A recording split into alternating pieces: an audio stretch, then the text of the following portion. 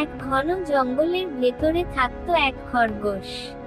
তার নাম ছিল ঝপঝপে।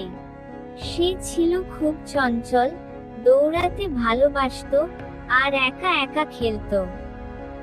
তবে একটা সমস্যা ছিল, তার কোনো বন্ধু ছিল না। একদিন ঝপঝপে ভাবল, সবাই তো বন্ধু নিয়ে খেলে, আর আমি একা। আমাকে একজন বন্ধু খুঁজতেই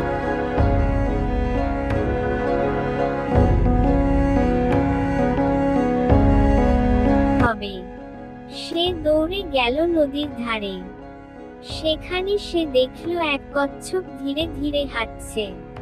ঝপঝপে বলল, তুমি এত ধীরে চলো, তুমি তো আমার সাথে খেলতেই পারবে না।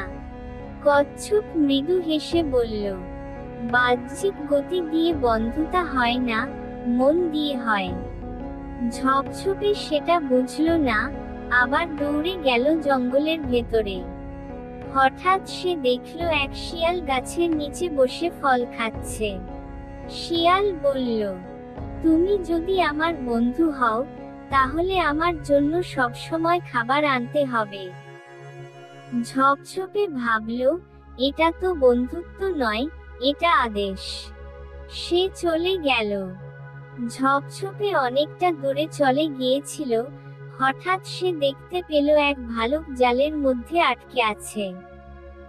ভালুক বলল, দয়া করে আমাকে বাঁচাও, আমি ভুল করে জালে পড়ে গেছি।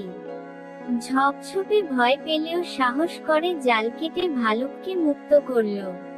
ভালুক বলল, তুমি আমার জীবন বাঁচালে, এখন থেকে আমি তোমার বন্ধু। ভালুকের মাধ্যমে ঝপঝপে অনেক নতুন বন্ধু পেল। কচ্ছপ, শিয়াল, কাঠবিড়ালি, পেঁচা। সে বুঝতে পারল বন্ধুত্ব মানে একসাথে থাকা, সাহায্য করা আর মনের মিল।